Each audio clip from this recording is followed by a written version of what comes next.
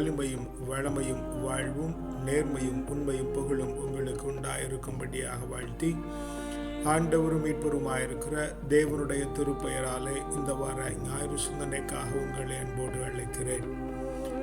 தவக்காலத்தை தொடங்கி இருக்கிறதினாலே முதல் வாரத்திலே விடுதலை அடையும் வழி, விடுதலையின் வழி என்ன என்று ஆண்டவர் நமக்கு வாசகங்கள் ஊடாக கற்றுத்தருகிறதை உணர்கிறோம்.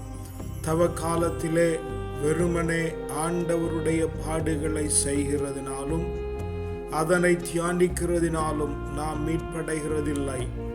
அவரின் வாழ்வு பாடங்களை இந்த 40 நாட்களும் மிக தீவிரமாக நடைமுறைப்படுத்துதலின் மூலமாகத்தான் நாம் விடுதலை அடைய முடியும் என்கிற காரியத்தை முன்வைக்க விரும்புகிறேன். வாசகங்கள் தெளிவாய் சொல்லித் தருகிறது என்ன செய்ய வேண்டும் என்று சொல்லி. முதல் வாசகத்தின் வழியாக மனிதன் உயர்வடைய விரும்புகிறான் என்கிறதனை வேதம் தெளிவாய் சொல்லித் தருகிறது. பதிலுரை பாடல் வழியாக தன்னுணர்வு அடைகிறதினாலே நாம் மேன்மை அடைகிறோம் என்கிறதனை உணர்த்தி தருகிறது.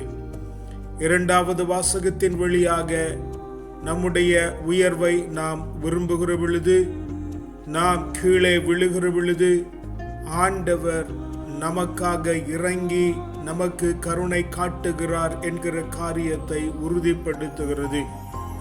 நற்செய்தி வாசகத்தின் வழியாக நோன்பிருத்தல் என்கிற காரியத்தை முன்னிறுத்தி நாம் விடுதலை அடைகிற வழியை நமக்கு வேதம் கற்றுத்தருகிறது. முதல் வாசகம் தொடக்க நூல் புத்தகத்திலிருந்து தரப்பட்டிருக்கிறது. பகுதியின் காரியம் நமக்கு மிகவும் பரிச்சயமான நிகழ்வுதான். ஆண்டவர் ஏதேன் தோட்டத்தை அமைத்தார். அங்கே ஆதாமையும் ஏவாளையும் அழைத்து சென்று உண்டாக்கினார், அங்கே அமர்த்தினார். அவர்களை ஏதேன் தோட்டத்திலே வைத்து நன்மை தீமை அறிகிற மரத்தின் கனியை பார்க்கவோ புசிக்கவோ வேண்டாம் என்று கட்டளையிட்டார். இவர்கள் மீறி செய்தார்கள், அதனாலே விழுந்தார்கள் என்கிறது வாசகம் தெளிவாய் சொல்லுகிறது. ஏதேன் என்றால் இன்பம் என்று பொருள். இன்பமான இடத்திலே ஆண்டவர் உன்னை ஏற்படுத்தி இருக்கிறார். நீ என் நிலையில் இருக்கிறாயோ, என் நிலையில் பிறந்திருக்கிறாயோ, எவ்விடத்தில் பிறந்திருக்கிறாயோ அந்நிலையில் நீ இன்பமாய் இருக்கத்தான் ஆண்டவர் உன்னை அனுப்பி இருக்கிறார். அந்த இன்பமாயிருக்கிற சூழ்நிலையிலே ஆண்டவர் நன்மையையும் தீமையையும் அறிகிற ஞானத்தை தந்திருக்கிறார். இது அவர்கள் பாவம் செய்தார்கள், அதனாலே நம்மேல் விழுந்து விட்டது என்று இன்றும் நாம் ஆதாமையும் ஏவாளையும் குறைபாடாமல் நம்முடைய வாழ்விலே நமக்கு ஆண்டவர் தந்திருக்கிற காரியங்களிலே நாம் எப்படி செயல்படுகிறோம் என்கிறதனை நாம் உணர வேண்டும். இன்பமாயிருப்பதற்காகத்தான் ஆண்டவர் உன்னையும் என்னையும் ஏற்படுத்தினார். இன்புற்றிருப்பதே வாழ்வின் பிரதான நோக்கம் என்பதைத்தான் ஆண்டவர் உணர்த்தும்படி ஆதாமையும் ஏவாளையும் ஏதேன் தோட்டத்தில் வைத்தார். அங்கே நன்மை தீமை அறிகிற அறிவை அவர்கள் கொண்டிருக்கிறதினாலே கடவுளாகலாம் என்று முயற்சித்தார்கள். கடவுளாகலாம் என்று முயற்சிக்கிறதில் தவறில்லை. ஆனால் யாரிடத்திலே நீ ஆலோசனை கேட்கிறாய் என்கிறதில் தான் பிரச்சனை தொடங்குகிறது. ஆண்டவர் தினந்தோறும் அவர்களோடு உறவாடி கொண்டிருந்தார். அவர்கள் ஆண்டவரிடத்தில் ஆலோசனை பண்ணாமல் ஆண்டவர் இல்லாத நேரத்தில் வந்த ஒருவனிடத்திலே அவர்கள் ஆலோசனை பண்ணினார்கள். அதனால் தான் அவர்கள் விழுந்து போனார்கள். ஆண்டவர் உன்னையும் என்னையும் இன்புற்றிருக்க ஏற்படுத்தி இருக்கிறார். ஆண்டவர் உனக்கும் எனக்கும் இன்றும் பிரசன்னமாயிருக்கிறார். நீ கூப்பிட்ட நேரத்தில் உன்னுடைய உள்ளுணர்வின் வழியாக பேச அவர் தயாராக இருக்கிறார். அவரிடத்தில் நீ ஆலோசனை பண்ணாமல் வேறு எவனாவது எதையோ பேசிக் கொண்டிருக்கிறான் என்று சொல்லி அவைகளை நீ பின்பற்றி திரிவாய் என்று சொன்னால் உனக்கு நிச்சயமாய் சாவு நிச்சயம். உயர வேண்டும் என்று சொன்னால், ஒரு நிலையிலிருந்து மற்றொரு நிலைக்கு புறப்பட வேண்டும் என்று சொன்னால் அந்நிலையில் சாக வேண்டும், மற்றொரு நிலையில் உயர்க்க வேண்டும். எவனுடைய பேச்சையும் கேட்க வேண்டாம், எவனுடைய ஆலோசனையையும் கேட்க வேண்டாம். தனிமையிலிரு, ஆண்டவரிடத்தில் கேள். அவர் உனக்கு தருவார். என்ன செய்ய வேண்டும், என்ன செய்யக்கூடாது என்று அதை நீ கேட்டு அதன்படி நடந்தால் நீ தப்பி பிழைத்துக் கொள்ளலாம். விடுதலைக்கான வழி அங்கே உண்டாயிருக்கிறது. அவர்கள் தவறு செய்தார்கள், நன்மை தீமையை அறிகிற அறிவை பெற்றுக் கொண்டார்கள் என்பதினாலே தாங்கள் யார் என்கிற உணர்வை அடைந்தார்கள் என்கிற காரியத்தை நாம் பார்க்கிறோம். ஆண்டவருடைய ஆலோசனையில் இருக்கிற பொழுது எதை குறித்தும் கவலைப்பட வேண்டிய அவசியம் இருக்காது. அந்நியனுடைய ஆலோசனையை கேட்டு நன்மையையும் தீமையையும் அறிய தொடங்குகிற பொழுது உன்னை நீயே பேணி காத்து கொள்ள வேண்டியது இருக்கும் என்கிற நியாயமான நிலைக்கு நாம் தள்ளப்படுகிறோம். வாசகம் தெளிவாய் சொல்லி தருகிறது. கடவுளாக முயற்சிக்கிறதில் தப்பில்லை. ஆண்டவரின் ஆலோசனையை நீ கேட்கிறாயா? அந்நியனுடைய ஆலோசனையை கேட்கிறாயா? அந்நியனுடைய ஆலோசனையை கேட்டால் கூட அதை ஆண்டவரிடத்திலே சொன்னாயா? ஆண்டவர் இருக்கும் பொழுது அந்த அந்நிய ஆலோசனை உன்னிடத்தில் வந்ததா? காரியங்களை மிக தெளிவாய் அலசி ஆராய வேண்டும். அல்லது ஆபத்து அருகாமையில் இருக்கிறது என்கிறதனை உணர்ந்துகள். திருப்பாடல் தெளிவாய் சொல்லி தருகிறது. தவறிவிட்டாயா? ஆண்டவரிடத்திலே மன்னிப்பு கேள், மனுஷரிடத்திலே ஓடி போகாதே. உன்னுடைய தவறுகளை ஏற்றுக்கொள். நான் செய்தது தவறுதான், பாவம் செய்து விட்டேன் என ஏற்றுக்கொள். ஏன் இதை செய்தா என்று தனிமையில் இருந்து யோசி. அப்பொழுது உனக்கு ஒரு தெளிவு உண்டாகும். அந்த தெளிவின் காரியம் அங்கே தெளிவாய் தரப்பட்டிருக்கிறது. தூய உள்ளத்திற்கு நீ வாஞ்சிக்க வேண்டும். உறுதி தரும் ஆவி உனக்குள் இருக்க வேண்டும் என்று தேட வேண்டும். புதுப்பிக்கும் ஆவியை நீ கேட்க வேண்டும். கேட்கிற காரியத்தில் தெளிவாய் இருக்க வேண்டும். தூயதான உள்ளம் நாம் கேட்க வேண்டும். தூயதான உள்ளம் இன்பம் தருகிற உள்ளம். தூயதான உள்ளம் உண்மையான உள்ளம். உறுதி தரும் ஆவி. உண்மை இதுதான் என்று தெரிந்ததற்கு பின்பு எக்காரணத்தை விட்டும் அதனை விட்டு விலகாத உறுதி தருகிற ஆவியை நீ கொண்டிருக்க வேண்டும். உறுதி தருகிற ஆவி உன்னலத்திலே வருகிற பொழுது உன்னை அறியாமலே நீ புதுப்பிக்கப்பட்டு கொண்டிருக்கிறாய் என்கிறது என்னுடைய அனுபவம். தூய உள்ளத்தை நாடு. தூய உள்ளத்திலே உறுதியாய் இருக்க வேண்டும் என்கிற உறுதி தரும் ஆவியை நாடு. அந்த பொழுது நீ புதுப்பிக்கப்படுவாய். நீ புதுப்பிக்கப்படுகிறதினாலே நீ தேவனுடைய புகழ் பாடிக்கொண்டிருப்பாய். தேவனுடைய புகழ் பாடுகிறது என்பது மீண்டும் மீண்டும் அல்லேலூயா ஸ்தோத்திரம் என்று கத்திக் கொண்டிருக்கிறதில்லை. வெறுமனே பாடல்களையும் கீர்த்தனைகளையும் முணங்கிக் கொண்டிருக்கிறதும் இல்லை. ஆண்டவருடைய சத்தியத்தின்படி நடக்கிறதே ஆண்டவருடைய புகழை பாடுகிறது. அல்லாதபடிக்கு வேறெதுவும் ஆண்டவருடைய புகழ் பாடுகிற மார்க்கமாய் அமைந்து விடாது. வேதம் இரண்டாவதாக தரப்பட்ட திருப்பாடல் வழியாக தெளிவாய் சொல்லி தருகிறது. வீழ்ந்து விட்டாய் என்று சொன்னால் ஏற்றுக்கள். புதுப்பிக்கிற ஆவியை, தூய உள்ளத்தை, உறுதி தரும் ஆவியை நீ விரும்புவாய் என்று சொன்னால் உன்னுடைய வாழ்வு மேம்படும். விடுதலை வழி உனக்கு உண்டாயிருக்கும். இரண்டாவது வாசகம் பவுல் ரோமையருக்கு எப்படி எழுதுகிறார்? பாவம் வந்ததே திருச்சட்டத்தின் பின்புதான். திருச்சட்டம் வந்ததற்கு பின்புதான் பாவம் உண்டாயிற்று. அதுவரையில் பாவம் பாவமாகவே கருதப்படவில்லை என்பது அவருடைய வாக்கு. ஆக ஆண்டவருடைய விருப்பத்தின்படி நடக்கிறவன், அவனவனுக்கு ஆண்டவர் உணர்த்தினபடி நடக்கிறவன் பாவத்தில் விழுகிறது இல்லை, அவன் பாவம் செய்கிறதில்லை. திருச்சட்டம் சட்டம் வருகிற பொழுதுதான் அதை மீறினாய், இதை மீறினாய், இதை செய்யவில்லை, இதை செய்திருக்க கூடாது என்கிற சட்ட திட்டங்களை நீ ஒப்புவிக்கிற பொழுதுதான் நீ பாவத்திலே விழுந்து போகிறாய். பாவத்திலே விழுகிற பொழுது எந்த பாவத்தை சட்டம் உண்டு பண்ணினதோ அந்த சட்டம் அருங்கொடையை தருகிறது, கிருபை உண்டாகிறது. இந்த சட்டம் வந்ததால் தான் கிருபை உண்டாயிற்று என்று அங்கே பவுல் எழுதுகிறார். ஆனால் என்னை பொறுத்தவரையில் ஆண்டவர் எப்பொழுது நமக்குள்ளாய் எண்ணங்களில் தோன்றுகிறாரோ அந்த பொழுதே கிருபை உண்டாயிற்று. ஏனெனில் இரவுதோறும் நீ படுக்கிற பொழுதெல்லாம் ஆண்டவருடைய பாவங்களை மன்னிக்கிறார். உன்னை மறுநாள் காலையில் அவர் எழுப்பி ஒரு பொழுது புதுப்பிக்கிற ஆவியினாலே உன்னை எழுப்பி உன்னை அவர் நடத்துகிறார். அதனாலே நீ ஆண்டவரை நம்பியிரு. ஆண்டவர் தன்னுடைய கிருபைகளினாலே உன்னை நிறைத்திருக்கிறார். அவருடைய ஆவி உன்னை புதிதாக்க எத்தனித்துக் கொண்டிருக்கிறது. பவுல் தெளிவாக கடைசியாய் எழுதுகிறார், ஏற்புடைய செயலை செய்தார் கிறிஸ்து. எது ஏற்புடைய செயல்?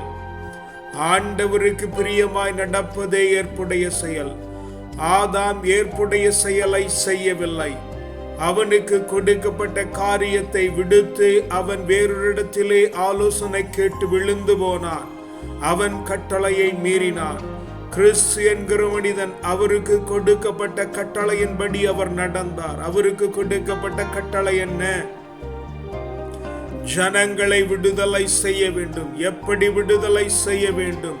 அவருடைய பாவங்களை தன்னுடைய சரீரங்களின் மேலே ஏற்று அவைகளை நான் விடுதலை செய்கிறேன் என்று கிறிஸ்து விடுதலை செய்தார்.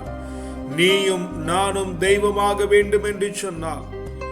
ஆதாம் ஏவாள் கடவுளாக எத்தனித்தது போல நாமும் கடவுளாக ஆண்டவராக வேண்டும் என்று சொன்னால், அடுத்தவனுடைய குற்றங்களை குறைகளை மன்னித்து தள்ளி அவைகளைக்காக நீ பரிகாரம் செய்கிற பொழுது, நீ பலியாகிற பொழுது நீ கடவுளாகலாம். நீ கடவுளாக வேண்டும், நீ ஆண்டவராக வேண்டும் என்பதை ஆண்டவருடைய விருப்பமாயிருக்கிறது.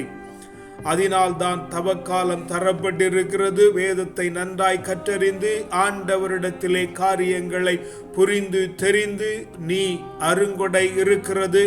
பாவத்தில் விழுந்தாலும் ஆண்டவர் உன்னை தாங்குகிறார் என்கிறதனை உணர்ந்து நீ ஆண்டவரிடத்திலே சேர வேண்டும். விடுதலை அடைகிற வழி ஆண்டவரிடத்தில் இருக்கிறது. ஆண்டவராக கடவுளாக இறைவனாக மாறுவதுதான் விடுதலையின் வழி. அல்லாதபடிக்கு வேறு ஒரு வழி இல்லை. ஏனெனில் உன்னுடைய ஆவி ஆண்டவருடையது, உன்னுடைய சரீரம் உன்னுடையது அல்ல. ஆண்டவருடைய சரீரத்திலே அவருடைய ஆவியை அனுப்பி இருக்கிறார். அதை நீ திருப்பி அவரிடத்திலே தெளிவாய் கொடுக்க வேண்டும் என்ற சத்தியத்தை நான் உன்னிடத்திலே சொல்லி முடிக்கிறேன். நோன்பிருந்து ஆண்டவர் தன்னுடைய பணியை தொடங்குகிறார் என்கிற பகுதியின் முன் பக்கம்தான் இந்த நிகழ்வு. நற்செய்தி தெளிவாய் நமக்கு சொல்லித் தருகிறது. 40 நாளும் இரவும் அவர் நோன்பிருந்தார். இரவும் அவர் நோன்பிருந்தார். ஒரு கூட்டம் இரவில் நோன்பிருக்கிறதில்லை, பகலில் மாத்திரம் நோன்பிருக்கிறார்கள். இயற்கையின் சட்டத்தின்படி பகலில் உணவுண்டு இருக்க வேண்டும், இரவில் பட்டினி இருக்க வேண்டும், நோன்பு இருக்க வேண்டும். அதுதான் இயற்கையின் பாடம். ஆனால் பகலிலே உண்டுவிட்டு இரவிலே பட்டினி கிடப்பது நியாயமான செயல். நோன்பிருக்கிறோம் என்று சொல்லிக் கொண்டு பகலிலே உண்ணாதிருப்பதும் இரவிலே குடித்தும் வெறித்தும் தெரிகிறது ஆண்டவருக்கு பிரியமான காரியமா என்று கேட்டால் என்னை பொறுத்தவரையில் இல்லை. நோன்பிருக்கும் பொழுது கவனமாய் இருக்க வேண்டும். நோன்பிருக்க ஆண்டவர் அழைக்கப்படுகிறார்.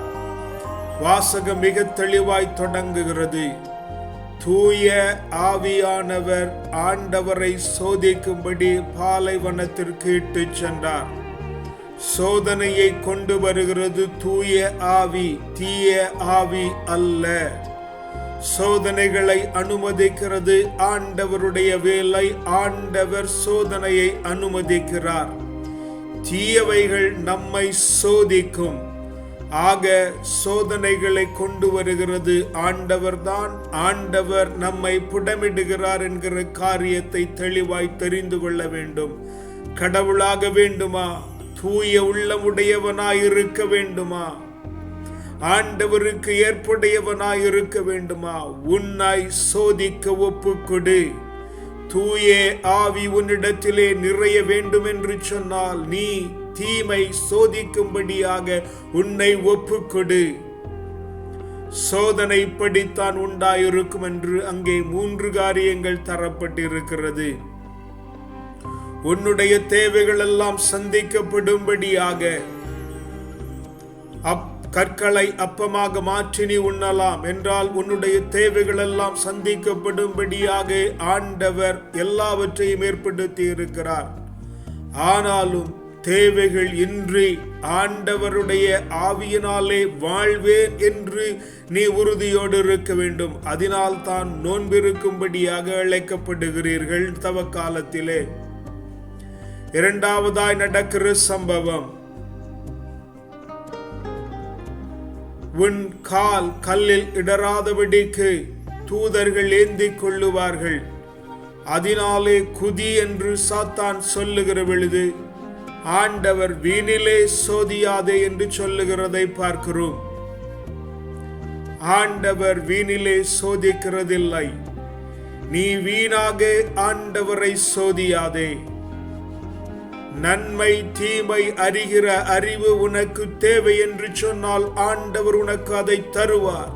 நீயாக போய் ஒன்றையும் நோண்ட வேண்டாம், சோதித்து அறிய வேண்டாம் என்று ஆண்டவர் இங்கே கட்டளையிடுகிறார். நோன்பிருக்கிற காலத்திலே நான் நோன்பிருக்கிறேன் என்பதற்காக வேண்டாத காரியங்களை செய்து கொண்டிருக்க வேண்டாம். கொடுத்த அளவில் மாத்திரம் நோன்பிருத்தால் நலமாயிருக்கும். சகல மகிமைகளையும் உனக்கு தருவே, நீ என்னை வணங்கு என்று ஆண்டவர் அல்லாதவன் தன்னை வணங்க பணிக்கிறான். உலகத்தின் மகிமைகளையும் செல்வங்களையும் கண்டு ஆண்டவர் இல்லாமல் இருந்தாலும் பரவாயில்லை, இவைகளெல்லாம் என்னோடு வரும் என்று நீ நினைப்பாய் என்று சொன்னாய், நீ விழுந்து போகிறாய். உலகத்தின் செல்வங்களை நீ வெறுக்க வேண்டும் என்பதைத்தான் நோன்பும் உணர்த்துகிறது. உணவு சக்தி தருகிறது, ஆற்றல் தருகிறது. அந்த ஆற்றல் எனக்கு வேண்டாம், இந்த உலகத்தில் இருக்கிற ஆற்றல் எனக்கு வேண்டாம். நாம் ஆண்டவருடைய ஆவியாலே நிலைத்திருக்கிறோம் என்று உணர்த்தி கொள்ளும்படியாகத்தான் ஆண்டவர் சொல்லுகிறார். நான் ஆண்டவரை மாத்திரம் ஆராதிப்பேன், அவரை தவிர வேற யாரையும் வணங்குகிறதில்லை என்று சொல்லுகிறாய். உன்னுடைய நோன்பு எப்படி இருக்கிறது? தவக்காலம் தொடங்கி 2 நாளாயிற்று. உணவை மாத்திரம் விலக்கி எண்ணத்தை நீ சம்பாதித்து விட்டாய். ஆசைகளை நிறுத்தி விட்டாயா? ஆண்டவருடைய ஆளுகைக்கு பணிந்திருக்கிறாயா? ஆண்டவர் உன்னுள் இருக்கிறார், உன்னுள் இருந்து உன்னை அறிந்து கொண்டிருக்கிறார். அவர் உனக்கு வெளியே இல்லை. விடுதலை அடைய வேண்டுமா? கடவுளாக விருப்பமா? ஆண்டவர் ஆமோதிக்கிறார். சாக தயாராயிரு. முடிவுகளை ஏற்றுக்கொள், குற்றங்களை ஏற்றுக்கொள், விடுதலை பெறு. ஆண்டவர் உனக்கு உதவி செய்ய காத்திருக்கிறார்.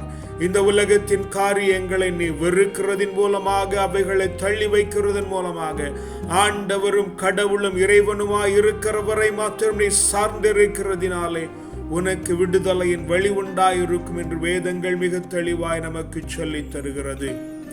ஜெபிக்கலாமா? அப்பா பிதாவே, நல்ல நாளுக்கும் மேன்மையுள்ள வசனத்திற்குமாய் உமக்கு நன்றி சொல்லுகிறோம். ஆண்டவரே, கேட்ட வசனங்களின்படி நடக்க தேவரீர் எங்களுக்கு கிருபை பண்ணுவீராக. ஆண்டவரே, உமை மாத்திரம் சார்ந்திருக்கும். ஆண்டவரே, உலகத்தில் எந்த மனுஷனையும் நாங்கள் நாடாதபடிக்கு தேவரீர் எங்களை தடை பண்ணும்படியாய் ஜெபிக்கிறோம். ஆண்டவரே, தவறுகள் நேருகிற பொழுது ஆண்டவரே அவைகளை நாங்கள் ஏற்றுக்கொண்டு தூய உள்ளம், உறுதி தருகிற ஆவி, புதுப்பிக்கிற ஆவி எங்களுக்குள்ளே உண்டாயிருக்க நாங்கள் வேண்டுதல் செய்து நிறங்களுக்காய் எப்பொழுதும் கிருபையோடு காத்திருக்கிறீர் என்கிறதை நாங்கள் உணர்ந்து உமக்கு ஏற்புடைய செயல்களை செய்து உலகத்திலிருந்து வருகிற சக்திகளையும் ஆற்றல்களையும் நம்பாமல், உம்மை சோதித்து அறியாமல், உம்மை தவிர வேறவனையும் வணங்காமல், யாருக்கும் இணங்காமல் தனித்திருக்கிற